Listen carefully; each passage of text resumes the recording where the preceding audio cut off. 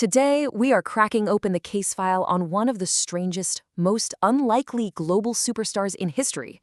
A man who says almost nothing, but whose bizarre antics have made millions of people laugh. I am, of course, talking about the one, the only, Mr. Bean.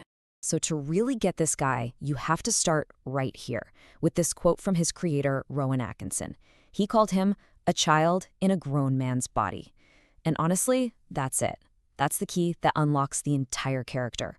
It's the engine for every single weird decision and hilarious disaster. And that incredibly simple idea had a massive, massive impact. I mean, think about this for a second. They only ever made 15 live-action episodes. 15! And yet, the show is sold to 245 territories around the world. That number is just staggering.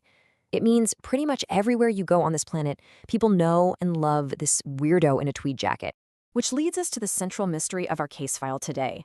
How on earth did a character who is almost completely silent, who pretty much never talks, become a comedy legend that everybody everywhere understands? Well, that's exactly what we're going to figure out. Okay, let's dive in. Every good investigation has to start with the evidence, right? And for Mr. Bean, the evidence is in his most iconic, most baffling, and, let's be honest, most hilarious moments. Let's start with Exhibit A, the couch seat driver. So the problem is simple. How do you get a big new armchair home when you've only got a tiny little car? Well, Mr. Bean's solution defies, well, everything. Logic, safety, the law. He straps the chair to the roof and then drives the car from up there with a mop and some string. It's the perfect example of his brain taking the absolute strangest path possible. And then, for Exhibit B, who could forget the Christmas turkey incident? He's looking for his watch inside this giant bird and somehow gets the whole thing stuck over his head. He ends up blindly stumbling around like some kind of poultry-themed monster. It is pure physical comedy, so ridiculous you can never unsee it. And for our third piece of evidence, we see his complete and total disregard for how normal people behave. He's late for the dentist, so he just gets fully dressed while driving, puts on his pants, brushes his teeth, and then spits the toothpaste out the window right onto some poor guy on the sidewalk. To us, it's absolute chaos. To him, it's just, efficient. Now, when you look at all this evidence, you start to see these patterns emerge. His little world has a few key players. There's his long-suffering girlfriend, Irma Gob. There's his best friend in the entire world, Teddy, who happens to be a teddy bear. And then there's his mortal enemy, the mysterious driver of that little blue three-wheeled van. Okay, let's move on to our next exhibit. We've got the behavior down. Now let's look at the key artifacts and the real-world places that make his surreal world feel, well, real. See, for the comedy to really hit, you have to believe this could be happening right down your street. And you absolutely cannot talk about Mr. Bean without talking about his car. On screen, it's this legendary character in its own right. Citron yellow, black bonnet, a steering wheel he can take off, and a padlock on the door. But in reality, it was just a humble 1974 Mini with a teeny tiny engine putting out a whopping 34 horsepower. Part of the charm is how this tiny, unassuming car plays such a huge role in his adventures. And the comedy works so well because all this weirdness happens in totally normal, everyday places. His apartment building? A real place in Surbiton, London. That crazy golf course he completely destroyed?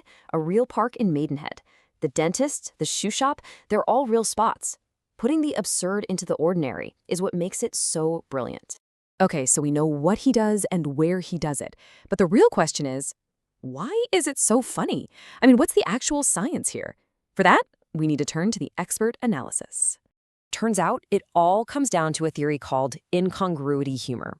Now, the academic definition sounds complicated, but the idea is actually pretty simple. It's all about the gap between what we expect to happen in any given situation and the completely bizarre thing that actually happens instead. And the turkey on the head? It's the perfect textbook example of this. You and I have a pretty clear idea of how you're supposed to cook a Christmas dinner. And, well, getting the bird stuck on your head is definitely not part of the recipe. It completely shatters our expectations, and in that moment of absurdity, we can't help but laugh. And believe it or not, someone actually did the math on this. A 2024 study analyzed his humor and found that a massive 73% of it comes from him just breaking social rules and conventions. Meanwhile, only 4% of what he does is considered normal. His entire character is built on being the guy who does everything wrong. So if he isn't talking, how's he getting all this across? Well, that same study broke down his nonverbal toolkit. And as you can see, it is overwhelmingly about gesture and facial expression. His face is like rubber, and his body does all the heavy lifting, communicating everything from pure joy to total panic without a single word. So what the experts are basically saying is this: Mr. Bean is an absolute master of body language. He uses his physical comedy to perfectly project those core traits we talked about. He's childish, he's uncivilized, and he has a genius-level talent for doing the most inappropriate thing possible. All right, we've seen the evidence. We've heard from the experts. It is time to close this case file and deliver the final verdict on exactly how Mr. Bean managed to conquer the world. And the verdict is, it all comes down to a pretty simple 4-step formula. Step 1, you start with something totally normal, like going to the laundromat. Step 2, you apply a solution that only a 5-year-old would think of. Step 3, you make sure that solution completely breaks all the unspoken rules of society. And step 4, the most critical part, do it all without saying a word. And that right there, that is the secret sauce. That's why he was a smash hit in 245 territories. A guy getting a turkey stuck on his head is just funny, no matter what language you speak. The frustration of trying to paint a room is a feeling we all know. By getting rid of words, Mr. Bean created a kind of comedy that needs no translation. It's truly universal. Which leaves us with one final thought. We all live in a world that's just packed with rules and social expectations. So what does it say about us that we absolutely love a character who just gleefully smashes every single one of those rules to pieces? Maybe we all need a little bit of that chaos in our lives.